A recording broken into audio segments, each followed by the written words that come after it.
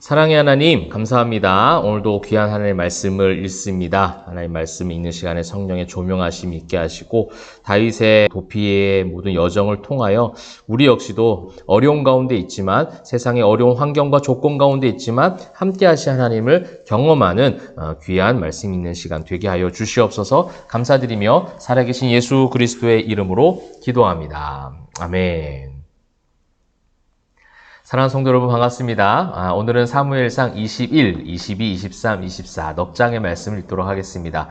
사실은 이제 지난 19장부터 다윗의 도피가 시작이 되고 있죠. 요나단을 통해서 피할 길을 경험하게 되었고 그 요나단과의 그 아름다운 관계를 제가 어제 이제 교회의 모습으로 한번 묘사를 해보았습니다.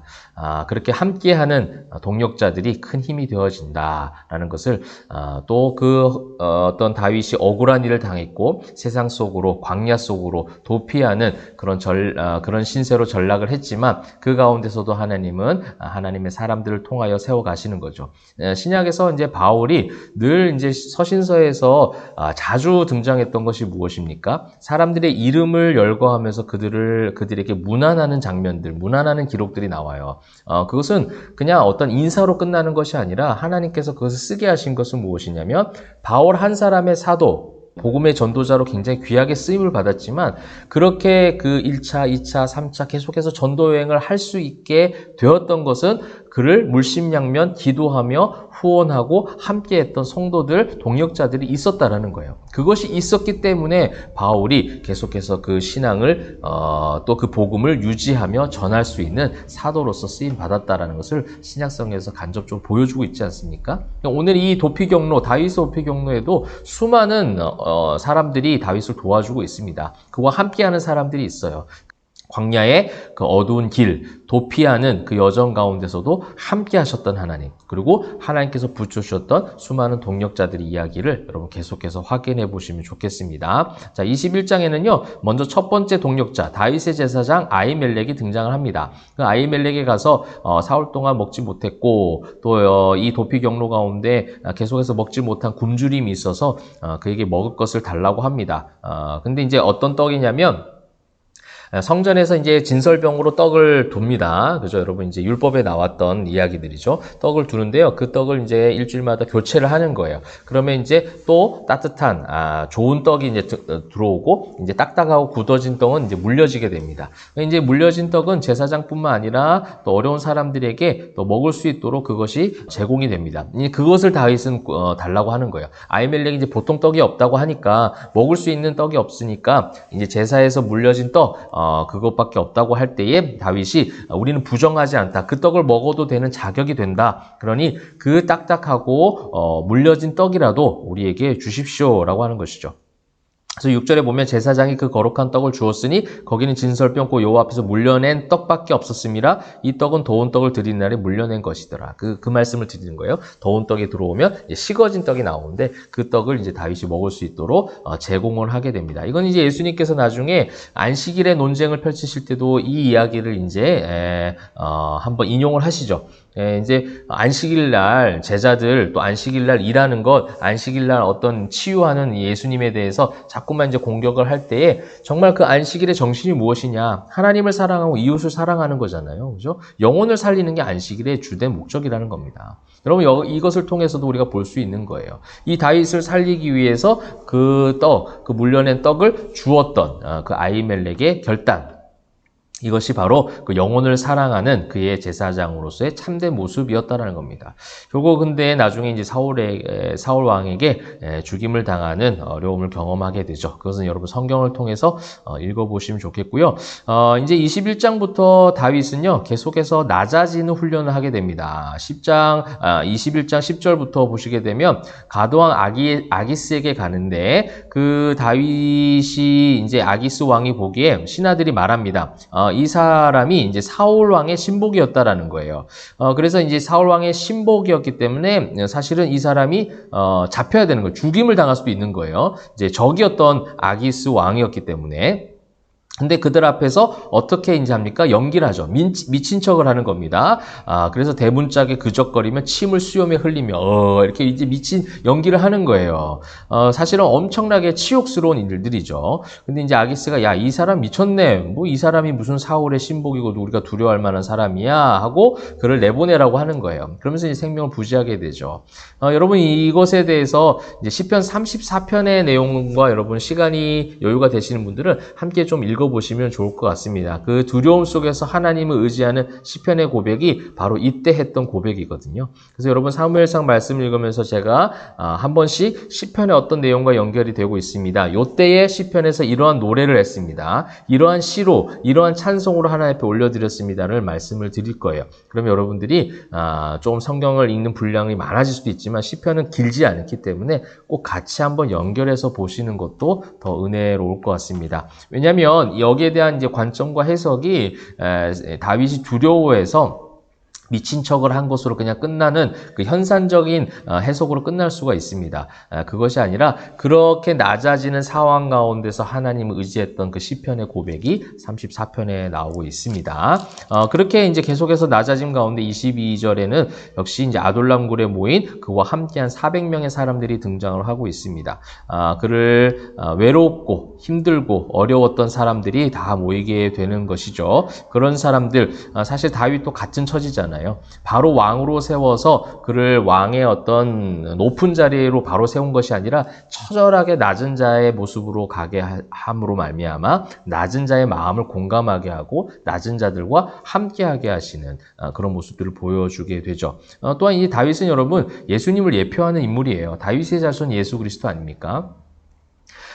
이제 구속사적 관점으로 이 다윗의 인물을 통해서 그의 인간적인 잘못도 있지만 다윗을 통해서 예수님의 어떠한 모습을 발견할 수 있는지 여러분이 성경을 보면서 하나의 중요한 또 포인트가 될 것 같습니다. 그래서 이 다윗이 이렇게 연약한 자들, 어려운 자들, 힘든 자들과 함께하고 있는 모습을 보게 되죠. 그리고 낮은 자의 모습으로 가고 있어요. 왕으로 기름 부음 받았지만 철저하게 도피하는 그 여정을 통해서 그를 낮게 만들어 버린 거죠. 굉장히 어떨 때는 모욕감을 받기도 하고 어떨 때는 쫓김을 당하기도 하고 어떨 때는 고통을 당하기도 하고 억울한 일을 당하기도 하죠.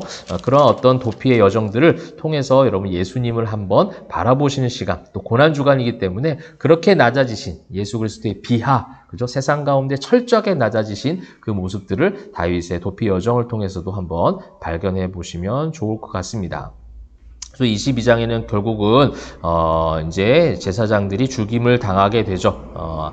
이제 다윗을 도왔다는 이유로 사울이 죽이게 됩니다. 굉장히 엄청난 범죄를 이제 사울은 계속해서 저지르고 있습니다. 그에 계속해서 악령이 임함으로 악한 일들을 하게 되는 것이죠. 자, 그러한 가운데 이제 23장에서 중요한 것이 나옵니다. 이러한 도피 도피 여정 가운데 이렇게 낮아지는 것 가운데 반복해서 나오는 아주 중요한 어떤 구문이 나오고 있어요. 2절에 보시게 되면 이에 다윗이 여호와께 묻자와 이르되, 이것이 그 광야와 같은 도피의 여정 가운데 다윗이 그 속에서 낮아짐 가운데 철저하게 회복되었고 철저하게 그 가운데 생겨났던 신앙의 견고함은 무엇이었냐면 이 하나님과의 관계예요. 사울과 다윗이 대조되는 극명한 부분이 바로 그거죠. 절대 사울은 하나님 앞에 여호와께 물은 적이 없어요. 그 여호와께 묻자와 이르되 뭐 이런 것이 거의 나오지 않습니다. 그래서 자기 소견에 옳은 대로 행하잖아요. 그런데 다윗은요, 여호와께 묻자와 이르되. 4절 또 나옵니다. 다윗이 여호와께 다시 묻자온대. 계속해서 하나님께 묻습니다.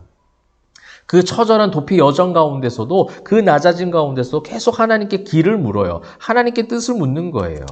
계속해서 그렇게 이야기할 때 7절에 아주 상반된 대조된 이야기가 나오죠. 다윗이 그일라에 온 것을 어떤 사람이 사울에게 알림해 사울이 이르되 하나님이 그를 내 손에 넘기셨도다. 이런 말도 안 되는 자기 소견에 옳은 대로 이야기하고 있죠. 하나님이 언제 다윗을 사울의 손에 넘겼습니까? 근데 사울이 자기 마음대로 이야기하고 있는 거예요. 근데 이제 이 다윗의 23장에서는 상반된 모습이 나온다는 거예요. 10절에도 나오죠.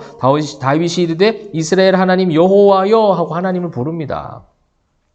계속해서 하나님과 교제하고 하나님과 함께하는 모습들이 나오고 있습니다. 그러면서 이제 사울의 아들 요나단과 함께 만나는 모습. 그래서 다시 한번 그 요나단을 통해서 하나님 앞에 언약을 세워가는 그런 모습들도 나오고 있습니다. 그래서 저는 23장에 이 구절이 굉장히 중요한 고백이 되는 것 같아요. 계속해서 다윗이 묻습니다. 계속해서 다윗이 여호와 하나님과 교제하는 관계를 맺어가는 모습들을 우리가 볼 수가 있죠.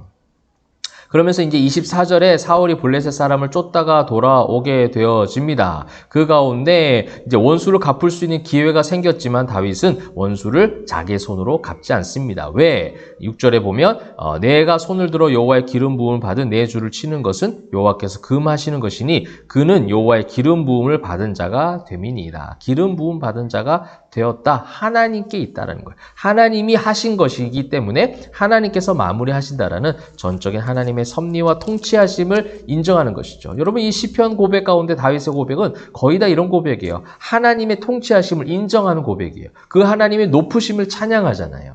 그것이 이제 다윗이 하나님 앞에 마음에 합한 사람이 된 가장 중요한 이유 아니겠습니까? 그래서 다윗이 사울에게도 이야기합니다. 내가 이렇게 할 수 있는 기회가 있지만 내가 하지 않았습니다. 나는 그런 범죄를 저지르지 않겠습니다. 왜? 15절 그런즉 여호와께서 재판장이 되어 이것이 하나님의 모든 것을 맡겨드리는 거예요. 하나님께서 판단하시는 거예요. 여러분 그런데 사람이 자기 소견에 옳은 대로 행하고 하나님과 교제가 끊어진 종교성만 가득한 사람들의 모습은 무엇입니까? 내가 재판장 되는 거예요. 내가 억울하니까 내가 재판장이 되어서 뭔가 판단하고 내가 뭔가 행동을 취하려고 하는 것이죠. 내가 악한 일들을 해서 내가 주가 되려고 하는 것이죠.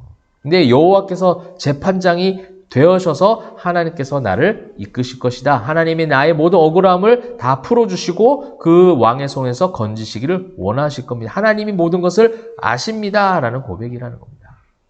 사랑하는 성도 여러분, 그런 억울함과 분노 가운데 또 그런 고통 가운데 있으십니까? 하나님께서 아심을 깨닫는 그런 성경 읽는 시간이 되시면 좋겠습니다. 그것이 믿어지는 성경 읽는 시간이 되시면 좋겠습니다. 그래서 말씀을 맺으면서 그로 말미암아 여러분의 모든 인생의 광야 여정 가운데 있다 할지라도 그 낮아지는 외로운 시간 가운데서도 하나님이 다윗을 이렇게 한 걸음 한 걸음 이끄셨던 것처럼 또 끝내 하나님께서 그 모든 것을 그 모든 하나님과의 그 관계 속에서 다윗이 점점 신앙이 다져졌던 것처럼 사랑하는 성도 여러분, 광야 속에서 함께 하신 하나님을 통해 여러분 신앙이 더욱더 견고해지고 다져져서 그 어떤 세상도 여러분을 감당치 못하게 되시기를 주님의 이름으로 축원합니다. 기도하겠습니다. 사랑과 은혜가 풍성하신 하나님 감사합니다. 하나님 이 다윗의 도피 여정을 통하여 예수 그리스도를 다시 한번 보게 되어지고 우리의 삶을 성경을 통해서 비춰봅니다. 하나님과의 관계를 더욱더 견고하게 다져갔던 다윗처럼 우리 역시도 그렇게 될 수 있도록 은혜를 베풀어 주시옵소서. 어떠한 상황 가운데서도 하나님이 나와 함께 하심을 믿게 하시고 그 믿음과 신뢰로 넉넉히 승리할 수 있도록 축복하여 주시옵소서. 감사드리며 살아계신 예수 그리스도의 이름으로 기도합니다. 아멘.